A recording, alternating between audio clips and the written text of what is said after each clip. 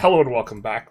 We are continuing our Carthage run, formed from Venice. Last episode, we in particular did get the level 2 on the cloth and fine cloth production workshop, and so this was a really big come up, making a lot of ducats per month. We are expanding in a way where we're trying to coalition juggle both northern Italy and the combination of Morocco and the Mamluks.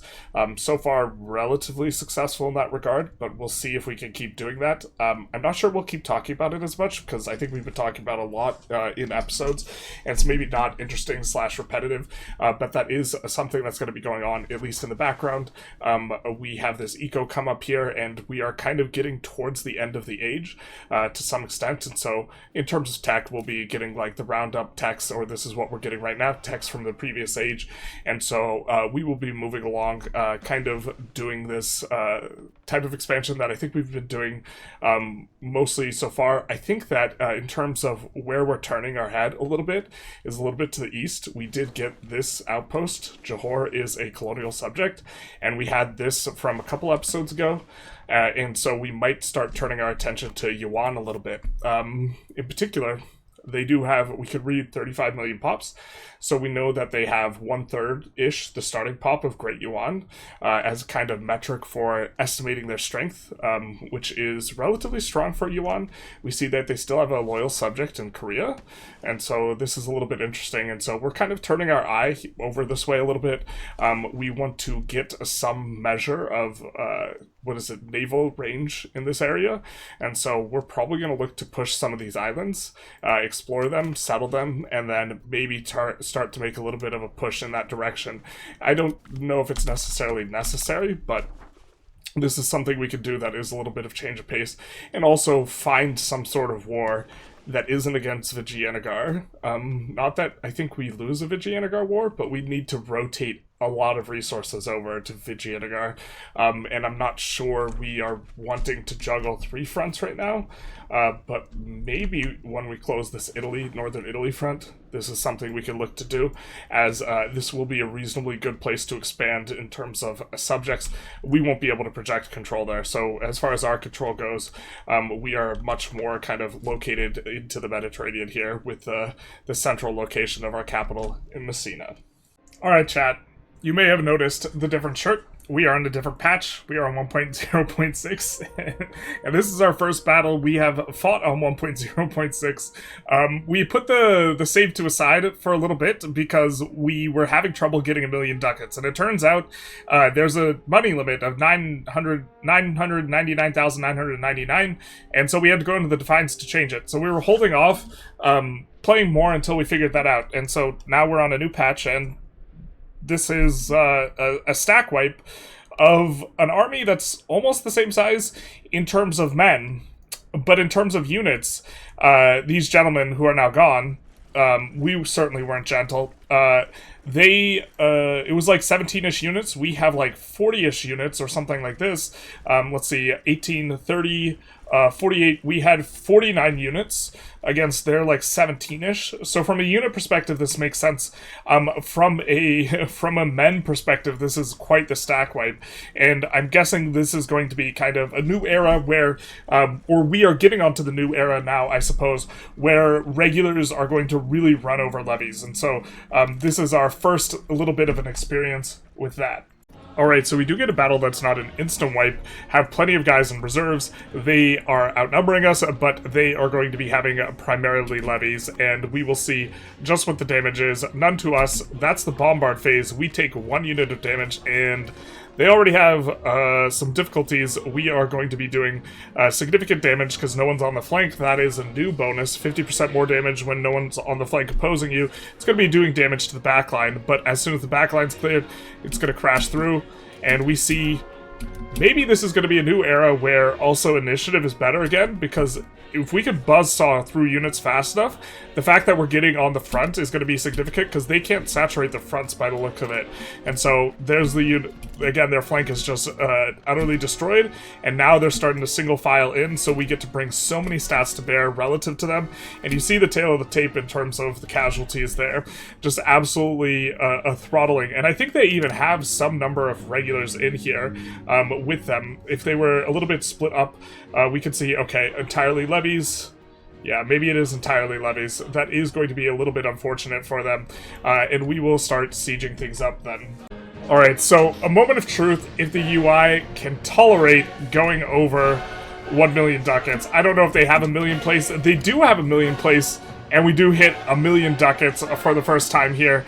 And unfortunate that it is just actual stone 1 million, because I think that this means that we're only going to be able to tell increments of 100,000 in terms of what's going on here, which is a little bit annoying. It's before, by the way, before 1600, and we have overcapped the ducat amount. So we put a bunch of text in the queue here, a little bit of a kind of move back to Age 1 to pick up a Bill of Rights, and then we're picking up all the last remaining things we want in Age 3. Local access to raw materials will be nice because we've been building around this. This is the bonus you get from having RGOs. In terms of your urban buildings, you get a bonus for having RGOs in the same province. That increases that, and then we are going to pick up a spy network construction. Probably should have picked that up earlier, considering we are constructing a decent amount of spy networks, but kind of forgot about it. Subject opinion, of course, want to have this. Getting into some of the Age 4 tech, a little bit of cabinet seats.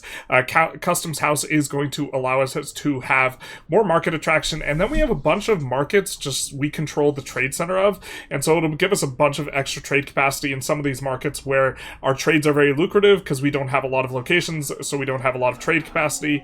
Then a little bit on the Dyes Workshop, picking up both the Navy maintenance techs. I think we might turn up the size of our navies quite a bit, considering our understanding is that pirates are going to be a little bit more difficult now, more of a factor, and so we're going to need some more of that, a little bit more market attraction, and then some trade capacity, but really starting to exhaust some of the better techs that are in the Age 4, which makes sense considering we're 2/3 through the age. We still have some goodies left. There's still going to be some good stuff, but that's what we're going to be picking up now. Alright, so we take a massive peace deal, just taking a bunch of stuff from Egypt in terms of what we decide to go for here, gonna feed these two vassals, and then we have kind of this tough decision, because Brescia, it's either we take them little bit by bit, and this ends up causing us more net antagonism, or we take them in one big bite, where at this point we kind of are going to run into issues in regards to antagonism. You could see that we are going to be plus 70 with the likes of Provence. We're getting a huge hit on the likes of Tyrol, but I think we can maybe rein this back in and go for this and kind of eliminate them as someone who is going to have antagonism with us. So we're going to take this, but this might be a little bit too much. This might be a bridge too far. We're going to see what it looks like. The coalition, of course, disbands, and we have quite a few people that are not able to join. Wait, why do they only have 6 antagonism? I thought they were going to have way more. A little bit confused here. We maybe need to take a month tick in order for this to update and then see what the antagonism really looks like. But it looks like we're actually kind of in the clear. We can improve relations with France a little bit. France is a little bit kind of close. Lüneburg is also one that is going to be a slight bit of an issue, but it looks like we kind of just got away with that. And so we're going to have Brescia now as a subject. I don't think we declared war on them too many times, so we're not going to have too many recently declared war penalties, so we are going to be able to eventually annex them. And we're going to be able to get rid of the antagonism because we're going to be able to super improve relations because they are now a subject. So all in all, a pretty good spot on the war. And I think that our truce is going to be up with Milan before Morocco, which is kind of the one we care about, 1603. And then Morocco, we took a 100% peace deal, so that's 1606. And so we will look to juggle Milan back in to declare war on Milan before our truce with Morocco is up, so that Morocco might automatically join the coalition, but when we finish the war with Milan, it'll break up the coalition, then we can deck on Morocco and co-CB the Mamluks again, so that we can use our claim that we have on Moroccan land from Sousse to get a discount on taking land from Egypt because we can co-belligerate them, which we wouldn't be able to if they were just a simple member of the coalition and joined alongside. So that's why we're kind of using this little trick to break up the coalition by decking on the coalition first, in this case Milan, and then finishing it in order to break the coalition, and then once the coalition's break, decking on Morocco to get in onto Egypt because they remain allies.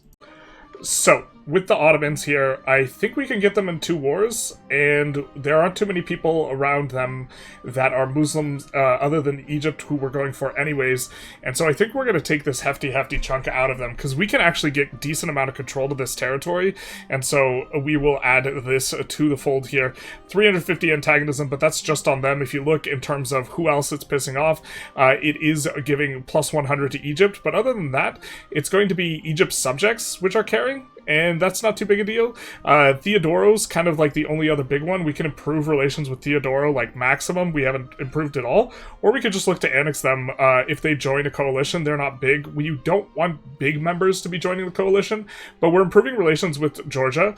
Bulgaria won't really care. Moldova won't really care. Kiev won't really care if we do this, and so I think we're going to go for it. And so we will need to play a little bit of cleanup with regards to making a whole bunch of subjects, but this is the current state of things, really kind of beginning to unite the Mediterranean here. Something that's worth noting with regards to antagonism is that your took locations decay and your subjugation decay are 2 different decays. So all other things equal, you'll want to do kind of an even spread of both because you'll be able to benefit from the decay on both of them. So from Napoli, we are now building using the travel time function, which builds a little bit better than the proximity function for market access. And we are trying to, as we kind of annex more of the boot, make sure that wherever the market is, or wherever the location is between Ragusa and Napoli, it's just in the market with the absolute most market access. Most of these will probably flip to Napoli as we kind of add a bunch of roads, because you tend to not push control very well over sea zones. But we'll see how that shakes out. But we have already done this with Venetia, Genova, and this type of thing. We're also prepping for a war with Spain. I think we're just going to deck Spain. We have armies on each side of Spain. Spain is allied to France, but I'm pretty sure we can just YOLO this war. We've built up a little bit of an extra army. We have this for when we want to declare on Morocco, and we are probably going to fight simultaneous wars here. This to handle Egypt, and we have a couple of stacks up here. Another one we are building on up. We're probably going to build up another stack up in Italy. And as you can see, we're adding a bunch of barracks too. In every location that has more than 80 control, we have added barracks, and so this should help us out. And I'm pretty sure each one of these armies can just beat Spain. Any of Spain's singular armies, they... Maybe not. They have 100k. There's no way they have 100k regulars. That's crazy. Maybe they do have 100k regulars. We see France is kind of weak, and Bohemia is the one we're going to have to contend with Italy, and so our Italian kind of... From the Italian perspective, we're going to be fighting Bohemia and Italy, and then from here, we're going to be fighting France and Castile, and probably from here, France and Castile, and then from here, just Castile. But man, I didn't see their game. They have 100k troops. Okay, we actually canceled all the buildings. The reason why is we actually have the next tier of die makers coming on up in the tech tree pretty soon. But we aren't going to be expanding over the cap everywhere because we want to, you can see here, this is an example of a location that's over the cap, and so new buildings cost 150% more. And the reason we don't want to build over the cap is because we're going to still continue to get higher tier of buildings, and we really can't upgrade them in these locations that we go super over the cap. And so what this is going to do is going to pressure us to do one of 2 things.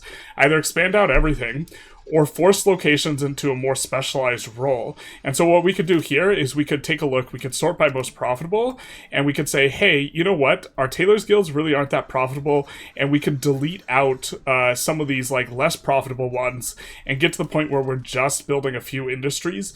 And so as time goes on, because you're throttled by the fully staffed building limit and you get more max levels of buildings, it constricts the amount of different building types you could have. And so if we expand out all the way, we're not going to be able to make better use of that location later unless we start deleting a bunch of buildings, which we can do, but this is going to be, the exploit we can do on this is only very temporary. Like, we're probably not building in Constantinople for some time because we annexed a subject. They're 40 building levels over. It's plus 200% cost, and yeah, okay, we could eat the cost, but we probably just leave this for a while, and then maybe after there's enough upgraded buildings, we actually just delete kind of the least profitable industries, get back under this 178, and then expand out the industries that we want to save there. And so this is something that's on the radar for us, and actually we probably shouldn't be adding the logging camps there.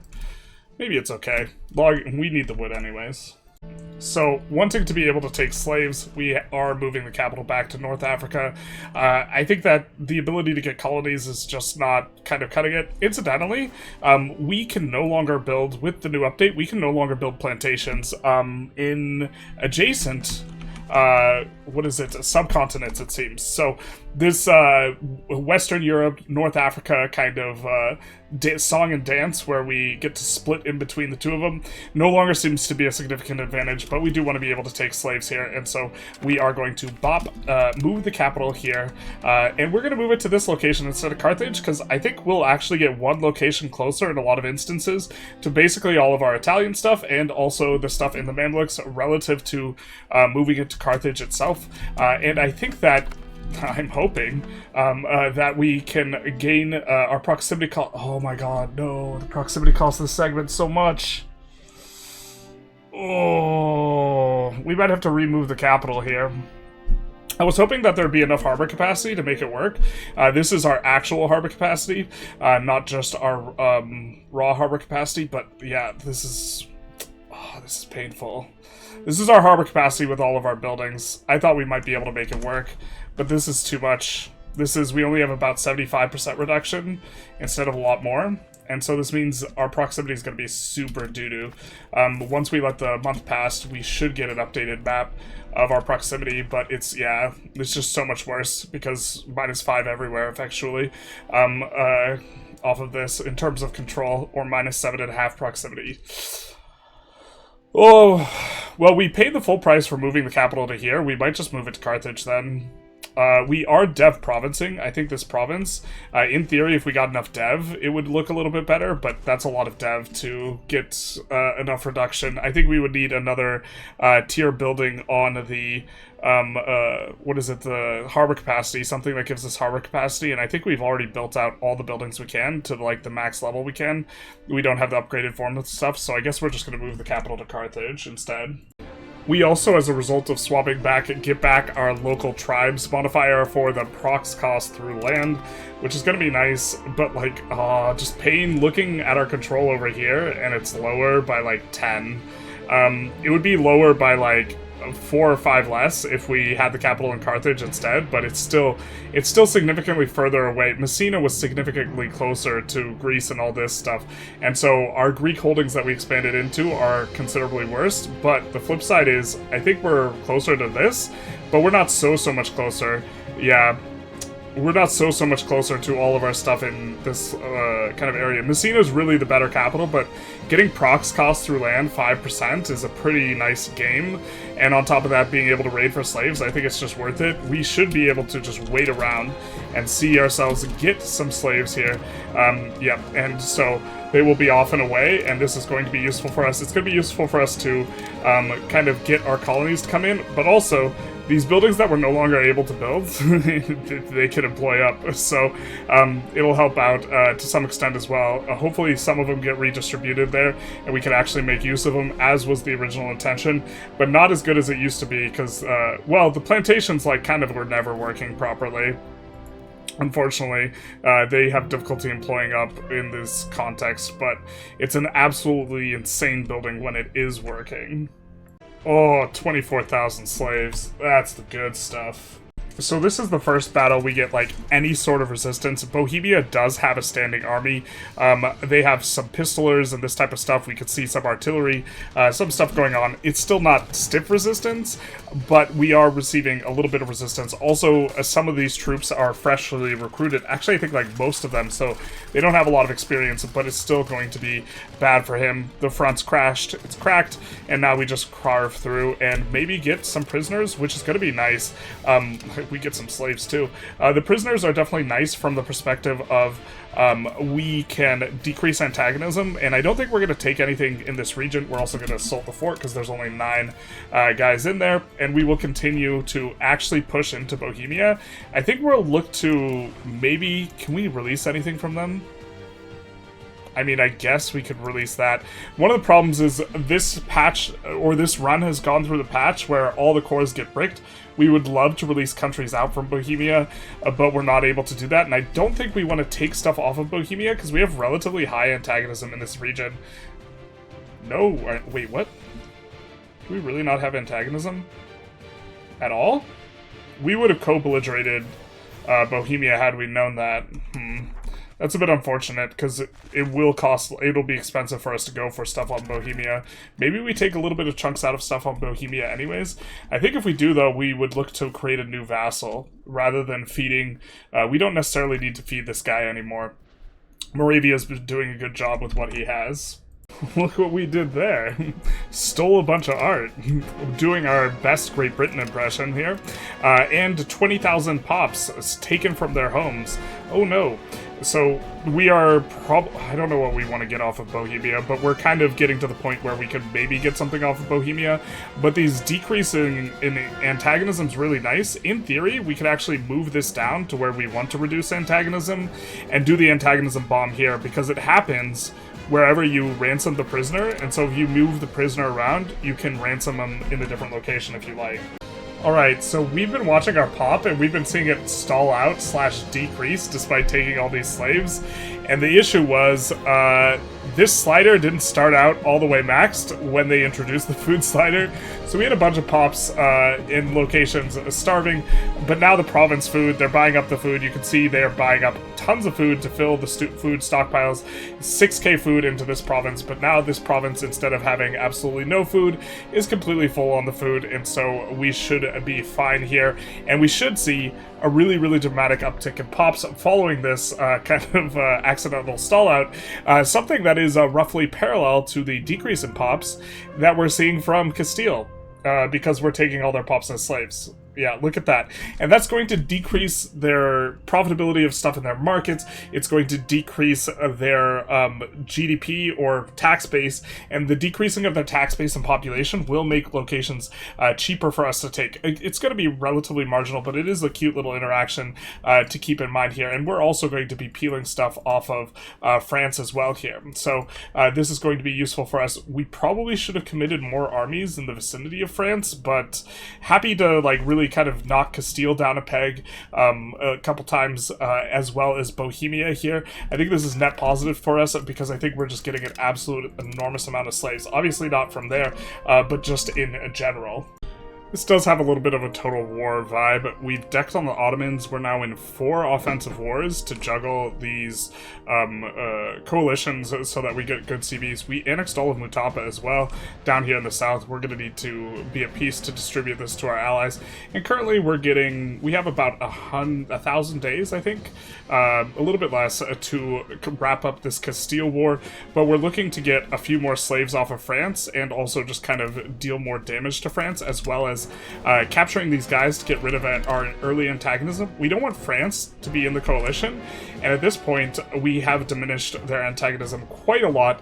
You can see ransom prisoners is giving us some benefit, taking locations, a little bit of penalty. We're going to look to transfer a subject. I think that'll be subjugated in treaty, and we're going to look to transfer this subject here to our subject, so that they can look to annex them and get a full province, which will help out them to use Dev Province a little bit more consistently. And then with Castile, we're probably just going to take like a full 100% peace deal because we can peel that off of them, and then just be at the point where they're going to permanently be coalitioning us until we full annex them. Which is kind of the treatment we're giving the Ottomans at this juncture. We just started the war with them because the truce with them was up. For whatever reason, I think this maybe was just a skill issue / we misclicked, but we're not co-belligerating Egypt in this war, which is unfortunate because we'll only be able to take a third of the stuff that we wanted to take off of them in terms of cost. If we go with trying to piece out Morocco here, we can see that this is going to be the peace deal we go for with the 100%, and it's really not a lot of stuff, just a little bit of territory here, a few locations here. To be fair, these are really high pop locations, and a little bit here to fully connect us so that we will be able to march all the way from Morocco to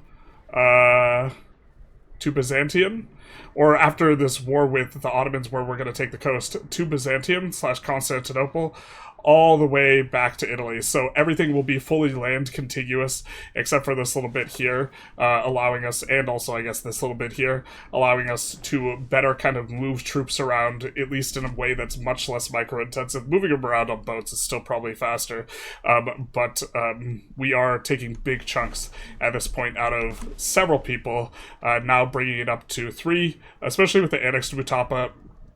Milan and Provence will be perma in the coalition, I think, but they're not too big a deal. Also, we've captured so many people in the north that I think we've really kind of crushed the antagonism here. Despite even taking 2 locations off of Bohemia, there's very little antagonism because we've captured and ransomed so many troops here, which is very, very beneficial for us, and we are looking to get in on Austria now, as they are opposing us in this war that we declared on Provence, mainly just so that we would get our own... they would not be a member of the coalition co-belligerent with Ottomans when we fought the Ottomans as well. And I think we might have co-belligerated Austria because we wanted to take a couple of things off of them. Just something like this, which is not the most things, kind of a lot of antagonism, but I think that this is what we look for in the peace deal overall, with Provence, rather than taking a bunch of Provence's stuff. We might take this next to Nice, though. Alright, we're about to piece out Castile, and this is going to be the really big one, but before we did that, I just wanted to kind of check in. They went from, I think, around 7.3 to 7.5 million pops to 6.9 million, just off of us crushing their levies and also taking slaves.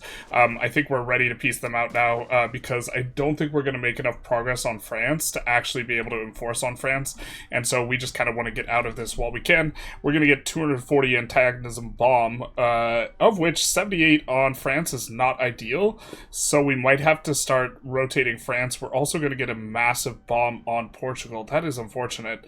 I thought that Portugal would be able to, we would be able to avoid a bomb on Portugal, and we're going to get quite a bit of on Aragon, but if you look at the other members, the bombs aren't very big. It's mainly just on these kind of people, so we can continue to probably press forward like this, and then we're just taking a huge chunk of the coastline in the hopes that we can maybe do something with France, where France is not just perma high antagonism with us. We are releasing Galicia instead of just taking locations there, with the idea that we can subjugate Galicia at some point later, and that this might be a little bit better, especially if they ally up with Castile as a sort of defensive mechanism. And so also just continuing to get the land that's actually going to be useful for us. If we, from Tunis, we could actually project a decent amount of control here, especially Granada is quite rich territory with really good RGOs, and so more than happy to kind of get that in. So we're going to take this peace deal, and we're going to take a look at the antagonism. Currently, it's quite high. It is quite high. We're going to improve relations with France. Only 31 kind of worth of wiggle room there, but that should help things out a little bit, and possibly just the regular decay is also going to be enough to kind of allow us to push out, because we are getting, in terms of the decay net, the prisoners and the other one cancel out. We have, I guess we're actually not getting that much monthly. we're getting like 1-ish, because took locations in the peace treaty and also improved relations aren't going to cancel out anymore, so we'll decay 2.29, kind of a tick. And we also have one little prisoner who we were kind of just waiting to ransom here for Morocco up towards Castile to give us a little bit of an antagonism bomb there, or rather antagonism removal bomb there. And so we'll move this guy back into kind of our territory here and get ready to finish out these other wars so that we can distribute stuff nice and even. Probably going to take...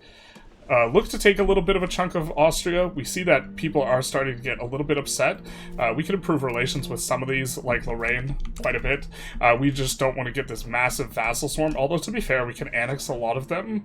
But once we annex... If we start annexing a bunch of little guys in the HRE because they all joined the coalition, then everyone in the HRE is going to be an enemy. And so want to kind of avoid that at least for a couple more rotations, I think, even though we're starting to push into Castile and France while juggling the antagonism down.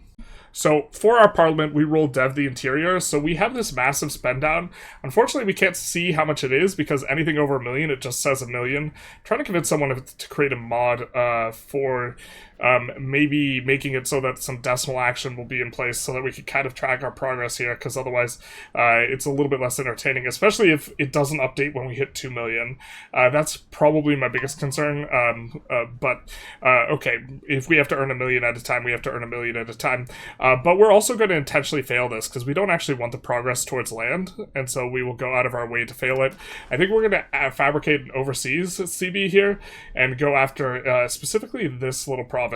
That will be nice for us. Johor, which is the capital of this market, or it contains this market here, which will be nice for us. Also, we do come up on the taxes. Unfortunately, made a little bit of an error here in that we've started to allow some of our burghers to be converted, and we don't actually really want that. And they are getting converted at a decent clip, and the reason why is that Age of Reformation is enough here. Let's find a more Christian location or Catholic location. Age of Reformation is actually enough to overcome both our humanist and Abrahamic communities.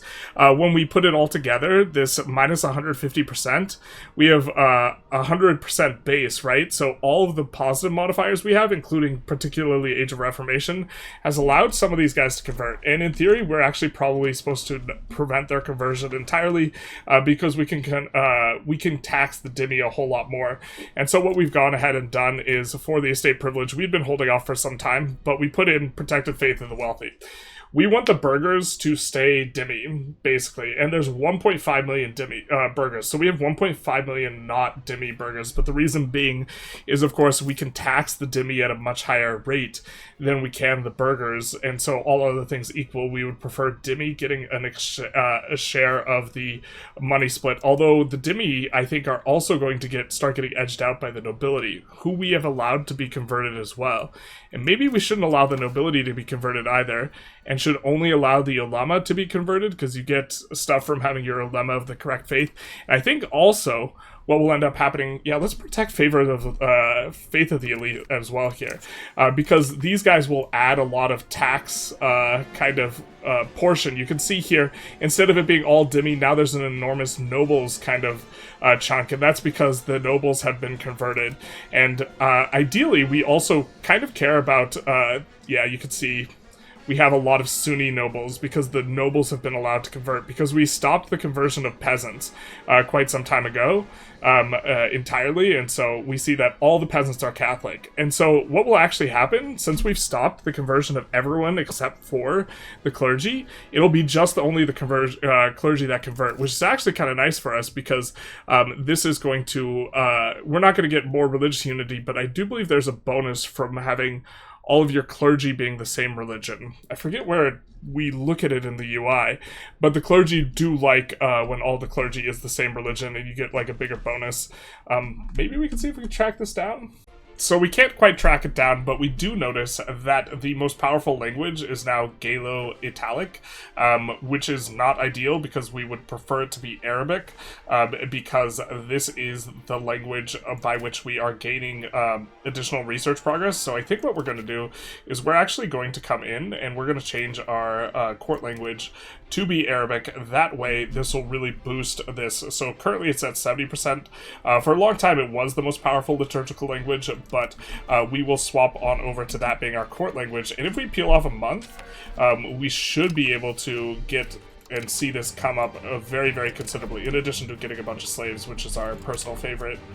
But just a little bit of a month, and up from 70% to Bueller, please.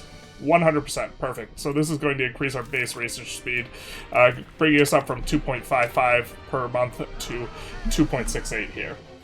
Alright, so we do have 4.5 tolerance of heathens, making it, you know, from a satisfaction perspective, preferable to have Catholics, but we can get a little bit more, and this is kind of cute. We probably shouldn't be able to do both Dharmic Dhimmi communities and also Abrahamic communities, because they're functionally the same thing, just for different pop groups, but this is going to give us, you know, an additional tolerance of heathen beliefs, and this is going to give us an additional tolerance of heathen beliefs. The kicker is that we won't be able to convert clergy, but we don't really care that much. We're not trying to convert clergy super actively. And so we can just slot this in, and we will have minus 20% unrest as well. And so we haven't really been having any sort of rebellions because we have so much satisfaction on our guys, as well. Like, anytime we take stuff that's heathen, is unrest not a modifier that shows up here? Alright, fair enough. But we have had, in addition to having so much satisfaction off the heathens, we also have these unrest modifiers, so let's see if we can find ourselves our satisfaction. There we go. Look at that, just how bright this is on, like, all of this. And if we check any of these numbers, and we check, hey, oh, look who the really unsatisfied are the Catholic clerics. Do the clerics get really extra upset? But if we look at the Catholic nobles here, we will see that, you know, primary culture plus 25%, tolerance of Catholicism plus 27%. And if we look at Sunni clerics, we will see tolerance of this give significantly less. We can't even find it in here.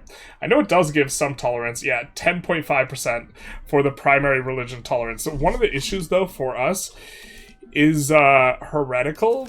We don't have a lot of heretical tolerance, which is a little bit unfortunate. So if we ever have some amount of heretics, which I think we have a little bit. No, we don't, actually. Just a tiny, tiny bit. So just a ton of satisfaction in any of the Catholic clay that we take. Like, this stuff is not incorporated. We are going to be... it's not incorporated at all, and even still, we do have stuff like 50% satisfaction. And so that is going to be really nice for us. The Andalusi clerics, even... yeah, it's just too easy. We add a bunch of research here to the tree, just kind of a bunch of medium text from age 4, monthly prestige, a little bit of a life expectancy, disease resistance, naval morale. The naval morale, I think, is just on the way to getting the lumber output and the trade range. A little saltpeter, subject income 5% is kind of nice, mainly going through these two in order to get to the maximum RGO size, which is going to be useful for us, and going through scientific experimentation to get to Spanish square for military tactics. Wanted to pick up the food, and then we'll kind of see where we're at, maybe going back into age 3 to pick up some other buildings of some kinds. Influence at this point for us probably just isn't very useful.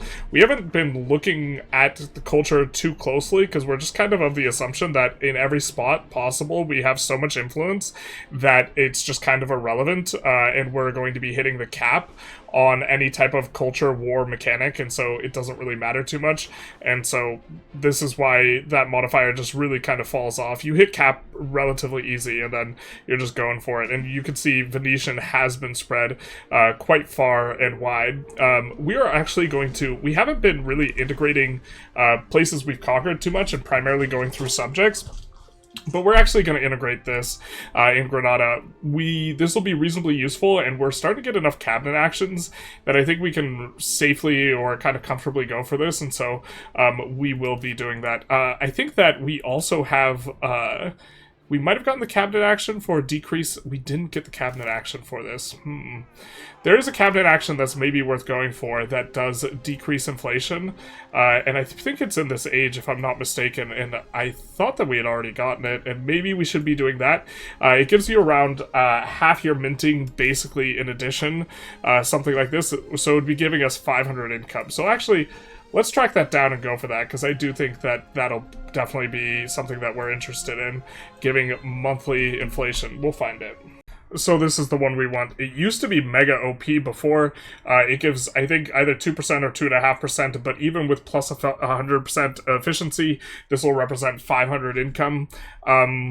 I guess we could just put it at the end of the queue. It's probably better kind of at the front of the queue, but there is some stuff that we wanted there, and we don't want to cancel everything and bring it back up, and we can't put this to the front of the queue, so a little bit of laziness on our part there. We'll also go for the Noble Estate Satisfaction Equilibrium, but considering the nobles are actually getting a hefty chunk of the tax base, which is not ideal. We kind of liked it when it was all dimmy. That's why our income's actually kind of gone down in the last 10 years, is because more and more of our tax base has been split between non-dimmy. You can see we are getting 2.3k in burger tax, and the burger tax rate quite a bit lower than the dimmy tax rate. And if this trend continues, we would have to, or we would want to, kind of reorganize some of the things that we're doing. Like, for example, on most runs, the distribution of power favor the wealthy is really nice because it allows you to get more max tax for burger estate.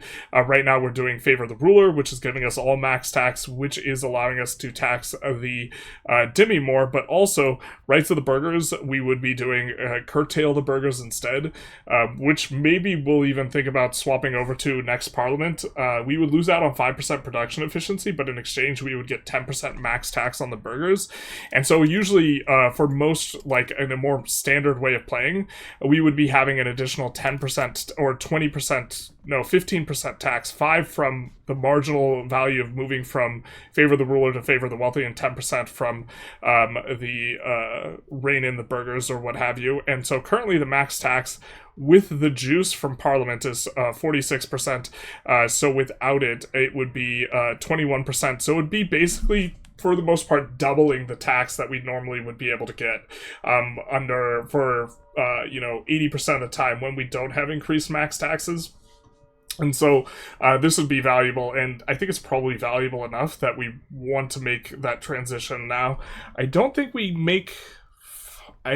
would still lose out if we lost 5% tax, all max tax, switching to burger tax, but I think most runs you would want to do this, in particular because we're actually still benefiting a lot from the crown power, because we still are having difficulty getting above a 25% crown power. If we like reined it in a little and wasn't expanding so aggressively at this point, it would be a little bit easier, but because a lot of these places don't actually have that high a control, then this means that our average control is lower, and control negatively affects, or lack thereof affects crown power, and so this is pushing our overall crown power down. But on the flip side, we get to have a whole bunch of territory as a trade-off.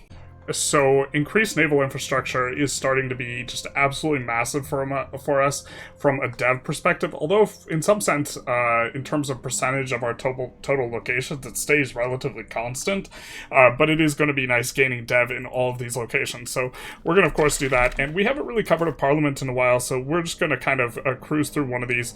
We're going to want additional taxes, I think, just generally speaking, and we will make sure to max out the dimmy tax here, because we get a big chunk of our income during this time period, and we're going to generally try and pass these. We do want to succeed the parliament, and we have been trying to push outward, so this is going to be quite nice for us. We also do occasionally want to click one of these, because the guild hall isn't exactly a building that is net positive, especially in regions where the burghers have a really, really huge ton of support, but we do want to make sure that let's fabricate a CB over here. We do want to make sure that we pass the law, though, so we can't just go willy-nilly on some things. We're just going to get one claim, and that's going to be our parliament. Pretty easy, pretty straightforward. We'll probably just go and take a chunk of Georgia. I don't think we're going to feed it to Trebizond, though. We have a mind of these these marches have served us well, but we might discard them at some point in the near future because we can't annex them very easily. And so just continuing to feed Trebizond in a world where you can't annex Trebizond is a little bit of kind of a silliness. And if we take a look, I believe we will see change to vassal in here. We don't even see it in here, or maybe we don't have eyes. But what would happen, or one of the difficulties with this, is that you have this massive modifier for every vassal you have. I think it's like -5 acceptance for making these guys a vassal or changing them into a vassal, such that, here, change to vassal status. There we go, we have eyes. Yeah, number of subjects with limited diplomacy. So this is going to make it functionally impossible unless we annex a whole bunch of our subjects. But you know what we could also do is we could just begin just taking their land. If we have seized territory, if we have locations next to them, we could start grabbing their stuff. And so maybe that's how we start approaching this and just look to get them down to like an OPM-ish, and then just release them and annex them later. So Milan forms the coalition. They're the leader of the coalition. If we get a truce with them, this will brick the coalition. So, with that said, if any of these other guys join the coalition afterwards, all we need to do is get a truce with Milan, and the coalition will be bricked. So, we are going to start a war with Milan before anyone else joins the coalition. That way we can end the coalition at our leisure. So, with that idea, we are going to declare on Tyrol, which is going to pull us into a war with Milan. We don't actually want to take anything off of Milan, I don't think, and we maybe want to take a little bit off of Tyrol. We have Milan's already in a coalition with us. Tyrol's not quite that upset with us, and I think what we want to do is maybe subjugate Lorraine. I don't know if they're too big for this, but we do co-belligerate them here, and we are going to have a claim province, courtesy of Brescia, which has a claim on that, and so we will be able to get in on them. We are much stronger, and now that we have this war started, we can start our Georgia war, because we are going to have to mobilize conscripts, this type of stuff, and so we are going to use this. And we have our troops already in position, and then I think we're also going to start a war with Bulgaria here, except we don't have... we don't have the required diplomats, so that is a bit unfortunate. We also are maybe slightly out of position in regards to some of our troops, but what we'll do is we will pull some of these guys over, and then just ship them back this way by boat. We have, I think, another... yeah, we have another army down here, so we should be able to play 3 fronts simultaneously, I think. And if not, then... well, no, we should be able to do it. So I understand you could tell that this recording has taken place between a few days, different shirts and all that, but now we're at 1.0.7, which is apparently rolling back some of the... or, well, it's making levies way stronger again. And we have really kind of turned and burned because the quality of our army is so much higher than everyone else's because of the levy nerfs. Levies made nearly useless, and we were just like, okay, we have a bunch of professionals, we could just run over everyone simultaneously. And to be fair, we just have this Tyrol war remaining, but here, we're going to see just how much better levies have become, because this is entirely levy, and okay, we're still fine. We're okay. We're okay, chat. We'll be just fine in these wars to come. Alright, so we have 32 Diplo rep, and this is a lot, and this has helped us out to avoid massive antagonism. If we take a look at a peace deal, we will be able to see that if we can hover the tooltips properly enough, we will be able to see that for these, in a lot of spots, this basically reduces our antagonism game to negative, and can, or it even can reduce it to negative, but it reduces it to very nearly nothing, because we have all these modifiers, including some of this diplomatic reputation of the aggressor. However, a lot of our antagonism at this point is coming from people with whom we have just massive modifiers anyways, and this -6% isn't going to really get us there to this huge reduction, where you get increasing marginal returns for discount modifiers, and this is a discount on antagonism. But we have so many plus modifiers on the people with whom we are getting a lot of antagonism that it's really not necessarily moving the needle all that much. So right now we're really strongly considering swapping off of diplomatic traditions. Because I think that overall, it's not really saving us that much antagonism anymore, because the people with whom we are getting a lot of antagonism have an enormous percentage towards this anyways, and the people with whom we are not getting a lot of antagonism, the antagonism is so low that it's kind of not even really mattering anyways, and we can make better use of this reform slot. And one of the ways I think we can make better use of it is helping us to annex our subjects. Currently, we are annexing a few subjects, but we are having very significant difficulties with their opinion of us. You can see that we are giving loyalist support to 4 different countries because everyone we're annexing, we are needing to maintain this. Now, we can be a little bit more proactive about giving scutage, which is one of the things we're trying to be doing. That way, because what it is the raised army power differential is really kind of crushing us. But what we could also do is we could swap this out, diplomatic traditions, we can swap it out for something like fixed vassal obligations, which would give us plus 15 loyalty of subjects, which would help us out kind of during this point in time.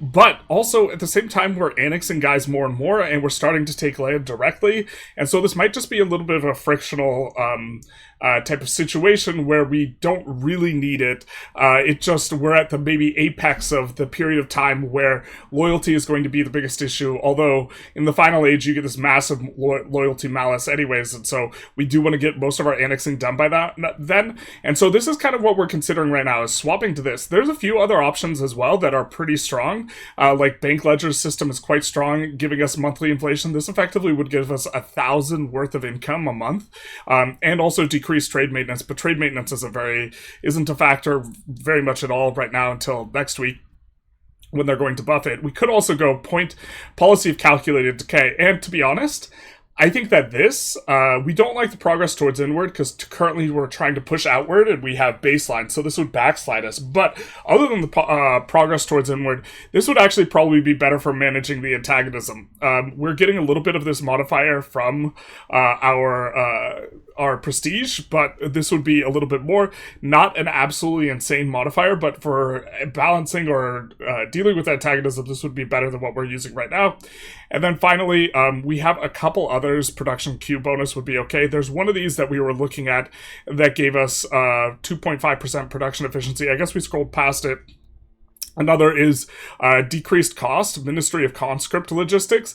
I think that generally quantity is better, so this would help us to push quantity and give us infantry maintenance cost minus, which would be quite nice because this also decreases manpower cost.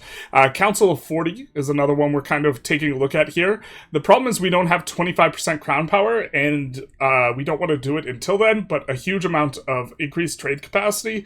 But apparently there's a better version of Council of 40 where if you leave it in for long enough, you'll get an event. But we might have bricked that event, because I think you have to be Venice to get that event. So maybe this is kind of not going to work for us. And then finally, formalized scales, weights, and measures is also what we're thinking of. In particular, the tax efficiency, plus 10%. This would be quite nice. In terms of income, what we are generating from tax, we are generating 140% based on what we're taxing. So if we get an additional plus 10%, it really represents like a 6 or 7% increase of what we're kind of counting up here. But 1,600 here plus another 5,700 is going to be, let's call it an even 8K. Something like this. I know it's more than 8K, but let's call it 8K. And so 7% of that is a pretty big nugget. It's not quite as big as increasing the minting, and so I guess the minting is the most attractive. And so we are thinking about swapping over right now, but we're going to continue to think about it a little bit. I'm not 100% sure. Definitely, I think the loyalty of subjects is the one that is most attractive at this point in time. But the stab or the swap is kind of a somewhat committal thing, because every time we swap, it is going to cost us 20 stab. So, I'm not exactly sure how this works, but we have a 1 day until the truce with France and Castile is up. Now, we have been juggling via just bricking the coalition, but if these guys take a couple days to join the coalition anyways, us juggling it in this way is probably unnecessary, and maybe actively slightly bad, but probably not too big a deal. And so we're going to peel a day off, and we're going to see if they join the coalition instantly. So, is our truce up? Our truce is up. They haven't joined the coalition. They both will join the coalition. Ooh, yeah. They both have more than 50 antagonism, so they'll both join the coalition, especially France, because France is our rival. And so what we could do here is we could declare, and we could declare and co-belligerate Castile, which will allow us to take more stuff off of Castile. We do have a claims province CB, and what's this? We cannot... Oh, we have to unraise all of our levies. We have a bunch of levies raised for the just pure purpose of being able to continue annexing some people, and so maybe this is actually a good kind of time to do this. We do like that we use this in kind of a more recent peace deal. We have enough diplomats, so maybe we peace out Tyrol here, and then slot this out, and then go for the loyalty, considering we have to unraise a bunch of levies. We can also just re-raise the levies. The entire point here is, though, to decrease this modifier from... having too many strength of all vassal countries versus overlord, because this counts levies. It counts levies way too much. It's kind of a little bit of an annoying thing to play around. They raise their levies, then we have to raise our levies, and you can see these three are the ones we are annexing. We're sending loyalists there. But if we had plus 15, we would have a few more kind of loyal people. But even then, we're still kind of pushing it with kind of what we have in terms of our setup. But a lot of these are in the mid-30s. And what this would do is also... these guys give us income proportionate to how loyal they are. If they are between 0 and 50, whatever that is, that percentage of how much that's filled is how much money we will make off them. So we would be getting more from Diplo just by having these guys. So this is an economic boost as well. And so I think we're going to re-raise the levies, but I think we're going to swap this out for the thing that is going to give us subject loyalty as well. I think we piece out these guys first, though, so that we can make one final use of our diplomatic traditions here. Alright, so we have ourselves our war with France and Castile here, co-belligerating both of them, adding in also Portugal as a co-belligerant. We will have to fight also Austria and Hungary, although not Austria-Hungary, which is going to be mildly annoying, and I think we might take a little bit of dirt off of Hungary, because we don't have too much antagonism in that region, but also what we're going to be doing is, in just a couple months, we're going to declare war on Morocco, co-belligerating Egypt in much the same way. We have all of our armies kind of in place here. We got a 23k stack here, a 16k stack here, a 16k stack over here. We are re-raising the levies currently. We have built up a new 16k stack, and we're going to send it over to fight Portugal. We have a 23k stack here that's heading in to start sieging, and we have 2 stacks over here. I think we already mentioned some of the stuff we had on France, and then the stack that was fighting Milan, we are just going to send over to kind of help out, and mostly just defend against Austria and Hungary, although we do have this 23 stack coming in to start sieging around the territory of Serbia. All these stacks just perform really, really well against what they have cooking. Most of these guys do not have any type of regular army or relatively small regular army. If we sort by troops, the ones that are currently not fighting in a war will have unraised or will have a raised army, and you can see that 20k, 16k, 16k, 8k, this is what they have in terms of regulars, and the regulars are kind of what's critical right now, and we have, in terms of regulars, 240,000, and so this should be straightforward for us, but the important part is making our army strong enough to be able to clip them in kind of with each one of our stacks so that the micro is not ungodly hard.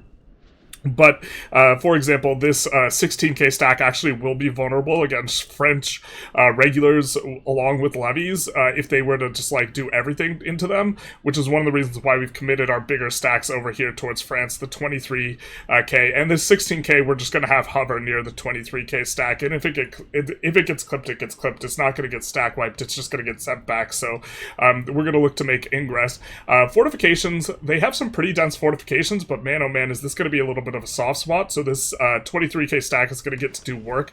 We're going to get to imprison a lot of people, and we are also building up forts in some places. We deleted some forts. I think we might come back and show off kind of our new fortification lines that we're building. Some of them have already completed, but in general we're just looking to protect our high value stuff in case they make landings, although they're never getting through our navies, so maybe we're just too worried about that anyways. But the maintenance cost of forts relative to our income is kind of irrelevant right now. We just don't want to get like sieged down in a weird way, and so this coastline will be entirely defended, as well as kind of the strong interior places. Naples is going to be defended, Rome is going to be defended, and of course our northern front line, which is the most important kind of piece, because this is what's connected by land.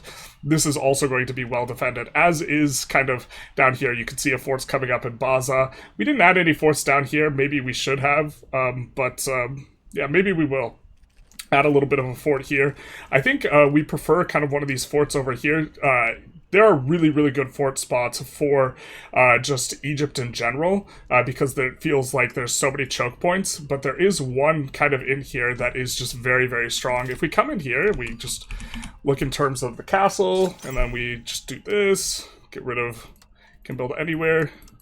You can see where these forts will cover in terms of defense, and like this can cover both of these kind of corridors, desert corridors. A fort here or here will cover your ability to like enter this section of Egypt whatsoever.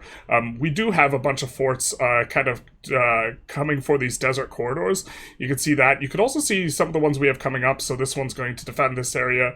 We're going to have kind of this entire coast of the boot really well covered in terms of what we got coming in. We have this for defending the northern area, a little bit more fort density over here and over here than we really need, but it just kind of helps a little bit. Mainly looking to defend prosperity of locations, although if you are bordering someone who takes slaves, really losing locations is a particularly bad thing, so forts get a lot better then. Speaking of slaves, we're going to have a lot of months like this where we get plus 27k-ish pops, or plus 20k pops, and our normal pop growth is like plus 9k, I think, about, or thereabouts. The additional 20,000 is just going to be from taking slaves, and this is without taking, you know, a location like Paris, which is going to be absolutely insane when we do go there. It's got like 500,000 pops. It won't even show us or tell us how many pops it's got. Just kidding, it's got 300,000, but we are going to be going after that. Got like 5k from like this location or this location, I forget which, but just this soft underbelly is going to give us so much action here.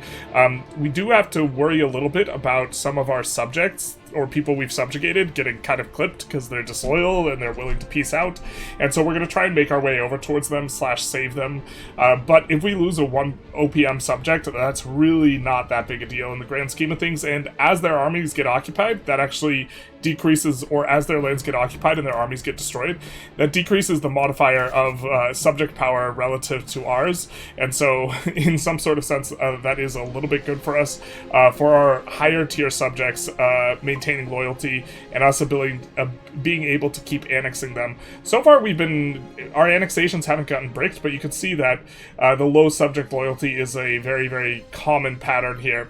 And just to kind of show off, in the last age of revolutions, you do get extra subjects or extra stuff from subjects, but I believe this is the age where you get minus subject loyalty. Yeah, minus 30. And so we have to kind of wrap up our subject focused play during the age of absolutism, and at the same time here, this is when we get stuff like integrate area, and so better integration, giving us integrate area, allowing us to integrate entire areas, and so with this, we don't need to expand via subject only anymore. Also, we'll have a ton of cabinet members to do this in a ton of places, and so this kind of really changes the texture of how things go. And I imagine sometime in the age of absolutism we actually slot out these, which is kind of why we are reluctant to slot them in, but it becomes much less important for us to have kind of the subject loyalty, and we're currently getting 35 from, or well, this one still has to kind of kick in. It's only about 20% enacted, but we are getting an enormous amount from these government reforms, and this will free up these slots so that they're not as pressured. This is also, incidentally, we wouldn't be having this issue if we were a monarchy. We would have kind of 2 free slots here, or maybe 1 free slot, because we would have access to fiefdoms, and we could split the power level of our subjects that are annexable between fiefdoms and vassals instead of being all vassals.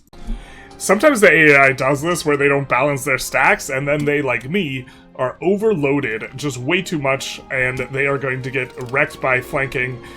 We barely have enough to cumber the combat with, but this is still just going to be an absolutely like monstrous just route for them. And I think this has got a lot of regulars in it by the looks of it. We see a support unit, we see cannons, and so we might even get a decent capture here. We do have to watch the clock on the date though a little bit here, because we have to deck on the 27th, which is kind of what we're more here about. Also, again, the slaves keep coming in. It's just going to be very, very significant for us. But just kind of take a look at things. We have currently a truce with Morocco that is going to be up in 1 day. We will peel off the day, and then hopefully the truce is now up, but they're not in the coalition. Boy, oh boy, do they want to join it, though. So before they join it, we will declare war on them, and we will co-belligerate. Could we co-belligerate Timbuktu as well? No, just one. We can co-belligerate both. Perfect. So this is exactly what we want. We will use claims on province. We will have to unraise our levies again, so we won't put you through us unraising our levies in several locations, but heavy lies the crown that wants to declare multiple wars, I guess. So I'm not really sure that we win around here, because there's about 75,000 or 100,000 French troops lurking about. Most of them are levies, but some of them are regulars, and so we're trying to see what can happen here. Our units, of course, teleport around a little bit, and we do have what looks like mostly a levy force. Not seeing any cannons or support units, so this should be pretty bad for them. Bombard phase looks good for us, and we are getting in, and so just taking 10 casualties. What we're kind of scared of is if they all stack, and so this is why we're going to kind of come off the sieging that we are doing up here a little bit, and just look to try and clip as many of these guys as possible. We are still colonizing. We haven't really talked about it too much. We'll have these guys form a new colonial subject.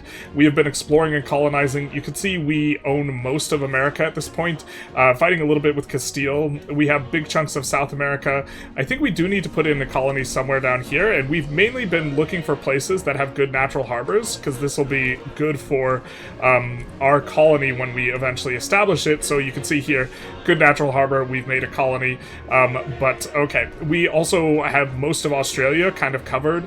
We're adding a little bit here and there, trying to make some even-ish sized, colonies in Australia. I think we could probably help these guys out a little bit here. This is something that we've been doing mostly in the background, but just kind of colonizing all over the place. We do have this territory which we've held on to ourselves. It's got quite a bit of gold in it. We're building up some roads to the market capital, this type of thing, and we've gone ahead and built some bailiffs. So we actually do get proximity down here as a consequence of the bailiffs, but nothing too crazy for us. Because we are in Africa, we can build bailiffs down here, so honestly, it's probably better for us at this point, since we're staying in Africa, to keep most of the territory in Africa we take, even if we have zero chance of getting proximity to it in the near future, just because we can build bailiffs and we can get 20 proximity, especially on places that have gold piles. And okay, we're not going to integrate this yet, but it will eventually get integrated, and one of the reasons we have done it the way we have is because this is all one area. So when we get integrate area, we can integrate this entire area, and then we can culture convert this entire area. So Zambezi we gave all over to save, upper save, but this we saved for ourselves. That way we could integrate it. And so if we do take stuff in Africa and we do hand stuff out to subjects, we'll probably look to try and preserve area borders, just generally speaking, if we can, which becomes more of a consideration later in the game. Earlier in the game, it's a little bit more of a consideration what the religious and like cultural makeup is. So we might have given all of Shona and all of Songa to our subjects, something like this, which helps the subjects out a little bit. But as it stands now, we're more concerned with kind of the area makeup of what's going on, which is, you can see here, we have taken all of Granada as one area. We actually took this as well, which is maybe not ideal. It's kind of a small area in Murcia. Maybe we actually release this as a subject now that we're kind of taking a look at this. I thought this was all part of Long Granada, but it doesn't look like it. We'll look to take this as a location as well, and then we will be able to integrate area this. And so this is something that's kind of on our radar in terms of how we're thinking about our expansion. Still trying to micro this a little bit. We do have a 22k stack versus a 33k stack, and we do see they do have some amount of regulars, because the cannons will all be regulars and the support infantry will be all regulars, and so this is the easiest way to discern. I wish there was a little bit more indication in the UI in terms of the battles, if guys were regulars versus kind of levies, but this is still going to be mostly levies from the enemy here. We probably should auto-balance our unit a little bit here, but we are saturating fronts, and they have too many guys to bring onto the fronts. They have more guys than us by a big margin. We're continuing to get slaves here, but this is looking overall pretty good for us, but we are taking decent casualties. They still have quite a bit to saturate the front out. We are losing down on morale a little bit, but I think that this goes our way, and we'll take the faster roll here, getting into it, and yeah, this is looking good for us. If we take a look, their front on the right is failing, and so they will be routed really soon, and then we will go and rejoin the unit that we used to kind of siege down this area, and with that, I think that's kind of a little bit of a break on their initial, what they have in terms of standing armies. I don't know how much manpower we'll have to get through, but the unfortunate thing is they'll just be able to re-raise levies, but they generally won't do it all at one time. We're also looking to push in here, but having a little bit of difficulties courtesy of some more troops of theirs down here. I think that we could probably break this up as long as this isn't yet. These aren't regulars, so this 16k should be able to break it up. Okay, I think I know where a big chunk of the army power of our subjects is coming from now. The Papal States is just hiring mercs, and they have like 30k mercs off this one location because they have gobs and gobs of money. So we enabled scootage on them. That way they would stop doing that. This is going to be the first time this run we sack Paris. Just a couple of ticks here, and boom, we take all the art, as is tradition. Shout out to Great Britain, and we get 22,000 pops in slaves. Got a little bit of a race against time here, or we did. We have lost a couple subjects. We had an OPM subject over here. They got annexed. Because they're disloyal, they can be separate pieced. But here we have what is either one tick and we probably lose the subject, or we get there in time. I don't think we get there in time, so it's going to be a 35% die roll whether or not we lose the subject, but we should be pretty heads up about this in general. Alright, so we get there, and it's over on France. The subject's probably willing to peace out. Maybe they don't get full annexed, because I don't think France wants this territory, but we're going to be pretty quick about sieging this back out. That way, it's not going to get taken, and now I guess we're going to help out this shield in the north of Moravia. Moravia is never going to separate peace, though, because Moravia is nice and loyal, and so they can just eat all of this. And by the way, Moravia does have level 2 forts. They have bastions, and so Moravia is going to take forever to siege down. You notice this minus 64%. That's like all levies trying to sit on this, and they just can't do it. We have a couple subjects that have these level 2 forts, or these next level forts. We haven't unlocked them yet in the tech tree, but just kind of looking around what's going on in terms of this war, just slowly making progress, you know, sieging down stuff, and then once the siege is through, kind of going in and running over the armies that are trying to siege us, and they're just generally slower, and so we are able to kind of win the race in this way. I'm not sure if this is the best way to do it, because they can just keep re-raising levies, and it's a little bit frustrating, and maybe it's better for us to assault quite a bit more than we are doing. I'm not entirely sure. I think that it will not be the case once they can't re-raise levies, because I do think that this is not an intended kind of interaction where they can re-raise levies ad infinitum. But as it stands now, it might be better to be assaulting. We're assaulting in a few places, especially because we're getting the replenishment effectively on the slaves. Eventually, we will accept some of these slave pops, which will promote them, and so that'll help out quite a bit. But this 30 or 23k stack, it's not fully replenished, but they're going to operate out of here. We also recruited up a new 18 stack K-stack to help us with Hungary and also Austria, because we were having a little bit of difficulties on this front as well. Just in terms of the total war that we have going on, this is the war in its entirety. We are making some progress here against the Mamluks. The Mamluks aren't very scary anymore, so they got like a 20k stack kind of running around, but we're trying to siege them down. I guess this guy is not doing a good job. He's on automated to siege this entire area here, and this guy's on automated to siege this entire area here, but we're much less focused on this Mamluks war. Does look like they're getting pushed by Lamb, of all people. But this is probably because they're busy with us. But we need to occupy the stuff because we get a really big discount in terms of war score if the thing is occupied. And so having the occupation is going to be useful for that. We're going to send this guy down here and just slowly kind of make extra progress against them.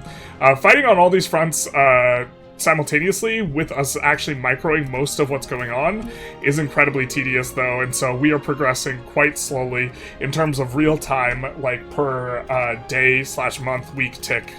So getting closer and closer to the end for Egypt.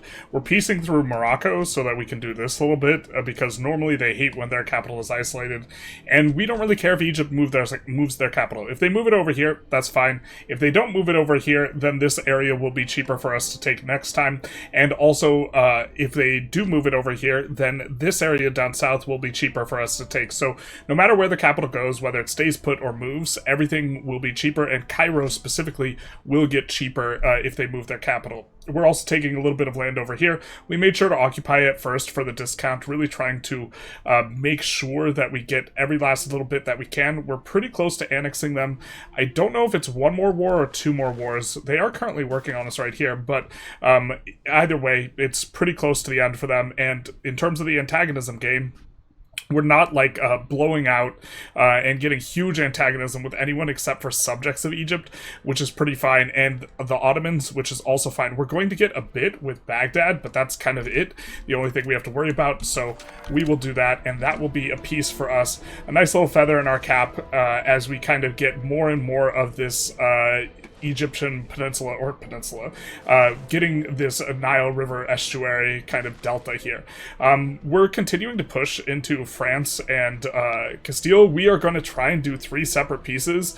I think that we did co-belligerate Portugal, if I recall correctly, and I'm wondering if we could maybe full annex Portugal, take like half of Castile, and take an enormous chunk of kind of this coastline here for Egypt, basically securing the entire Mediterranean, with a couple of exceptions, like we wouldn't have Mallorcas if we do that, although we could just take Mallorcas as well. We would just have to kind of make sure that we get a boat for it, and there's like, we're missing a little bit here, but that's our subject.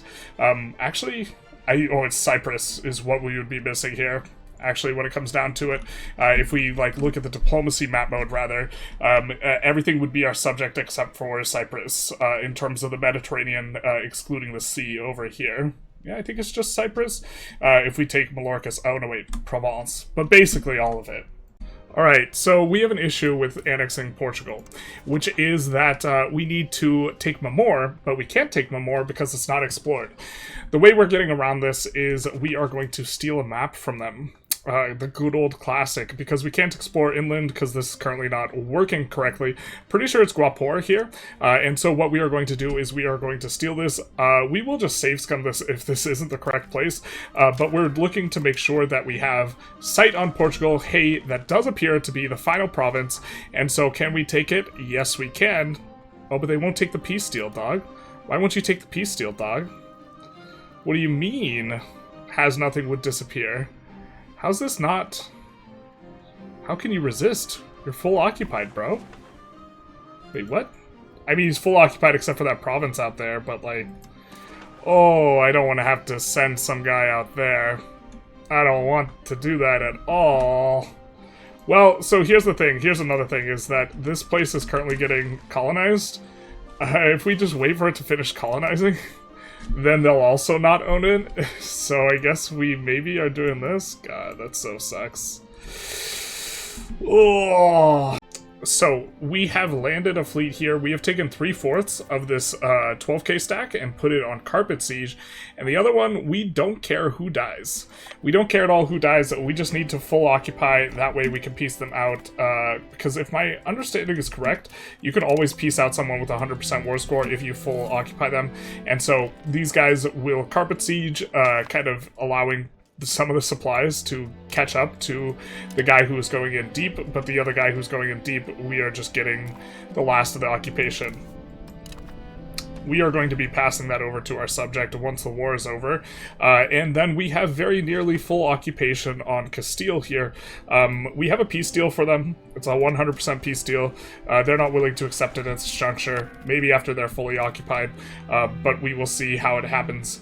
We have another 700-ish days to resolve this war, and so we are on a little bit of a timer, but I think it's good. And then Hungary, we're probably not going to peel as much off of, just because they're not. We don't have a primary CB on them, and we don't want to actually get them in the coalition because we don't want to have to juggle Hungary. So this is probably what we take off of them, along with maybe Humiliate and some more reps. But as it stands now, I think that we're actually netting positive on Pops fighting them because we're taking slaves. So we'll just have to make sure that we're a little bit more active about. We have some idle armies here, so let's get those guys onto some sieges so that we can steal some Pops. Alright, on Portugal, we end up getting it on War Exhaustion. This just gives them plus 100. They have been full occupied for some time now, and so we take it, and with Portugal getting annexed, we get all of their subjects as well. So we have now seized control over all of Brazil. Come to Brazil. We have Portuguese people, and we have Carthaginian/Venetian people here. Now, we don't have this yet on Castile, but we are looking to take this big chunk out of Castile as well, just a sec. Alright. It's time for the peace deal. This is going to be a big one, because we're going to take, like, 1,600 antagonism. I don't know if we can keep juggling these people down after this peace deal, but we're going to 100% peace, both France and Castile here. So we are going to take a little bit off of Hungary, not a whole lot. They are not a co-belligerent, so we really can't take that much off of them anyways, but we're taking enough to release Transylvania. That way we can annex Serbia, and we're taking a little bit to go along with Serbia. We could be a little bit more aggressive here and go for something like this. But the thing is I think this will cause them to be in the coalition, and we don't quite want to coalition fight Hungary just yet, so we'll be a little bit more conservative and probably just annex Serbia and go for just the gold here. So that will be what we go for. And then we will make sure neither of these guys get trapped in enemy lines on their way back, because that would be unfortunate. So we'll make sure that they do not go towards Transylvania at all. So, that said, we're going to take a whole chunk off of Castile, like a really big chunk, taking most of the stuff we can generate the most control on in kind of the shortish term, taking a little bit more to hand over to Leon, and then also taking this. This is a little bit of a sneaky one to make it a lot harder for them to project control. Looks like they have moved their capital. They do start with itinerant court, so stuff does shuffle around. And where did they move their capital to? I'm not even sure. It's not that big a deal. Either way, we're going to eat 700 antagonism, specifically against Castile. So Castile is beyond reach. And we can see some of the other people are getting really upset, but no one really gets super huge. Or like a lot of these are just +2, +6, this type of stuff. A lot of people don't care a whole lot. But even still, it might not be something we can reel back given the HRE situation, but we're going to go for that. And then finally on France, we have a big peace deal as well, where we are going to be going for mainly coastal stuff that we can grab. We did want another route to get to this side, so this is kind of why we took the more northern territory instead of this. We're only taking French lands, because eventually if we full annex France, we will get all of their subjects anyways, and as you can see, ooh, a lot of people really care. Oh boy, actually maybe we shouldn't do this. Why do you care so much, Provence? Why do you care so much? Well, you're already at +100, so maybe this isn't... Maybe we're just turn and burn mode, but why do you care so much? Messing with the HRE. Messing with the HRE. Okay, so maybe we only take lands that are not within the HRE, and we come back and change things up a little bit. Alright, so it wasn't too much land that was in the HRE, just kind of this province. We'll leave that one on the table for now and just go for this. This is going to make a lot of people really upset with us, and if we take a look, we can see the antagonism map mode, and, ooh, jeez, they're beyond red, they're black here. And so it does look like we're actually going to have to improve relations with a lot of these guys to pull them out from coalitioning us. But I do think a lot of these guys are within range. Oh, they're not. They are within range of getting out. They might be within range of getting out. Poland's going to be within range. Bulgaria's going to be within range. Hungary actually might not be. Yeah, we should have just taken more off of Hungary. Well, if we took more off of Hungary, Bulgaria might have been more upset. Maybe this is okay. We see a lot of people are overall really upset because they're Christian nations. But this is kind of what we've done. We've grabbed almost the entirety of the Mediterranean here. I really wish we could have connected this, but it's just a little bit too much to go for, I think. But I think that this is a good time to conclude the episode. We went for this absolutely massive war on basically the two big powers in Europe, plus, well, actually all the big powers in Europe kind of simultaneously, because we were fighting Hungary, Austria, Bohemia, France, and Castile. Came out on top after kind of a lot. I think we've done several of these types of wars. We fought Morocco earlier, Egypt earlier, these types of things. But really, I know I've said we've been turning a corner. The corner has already been turned. Now we're just like full speed ahead. And I think it's just going to require a little bit of kind of light touch in terms of managing the HRE in such a way that this doesn't get too messy in terms of wars. Because we want to make sure that we aren't getting like these big medium-ish guys in on us with the coalition, because then it's just going to be kind of a bit of a slog, and we can't like full annex them. And so we want to hit a spot with the HRE where we are kind of chipping these guys down a little bit in kind of some of these wars where maybe we're fighting France, England, Castile, Hungary, maybe Poland, and looking to decrease the power of the HRE guys before like actually just kind of full going after them, which is why we're taking like one location here, one location here, one location here, just like one off of each of these guys in order to not upset them too much. Did we have this in a peace deal? What is this about? Okay, no, that's Austria's. So anyways, I hope you guys enjoyed. If you did, please feel free to like, comment, subscribe, hit the notification bell, YouTube algorithm thing. There is a slight chance that this is just like the last episode, because I do think that it's kind of obvious now that, well, it's been obvious for a while that no one could really fight us, and it's taking a long time to do these episodes now, which we said several episodes ago, but I think that people probably want to see at least one deep-ish run, and we're almost on the cusp of a new age, and so maybe this is a reason to keep playing this, but we are just very clearly, out in front and doing this type of thing. So anyways, other than that, bye-bye now.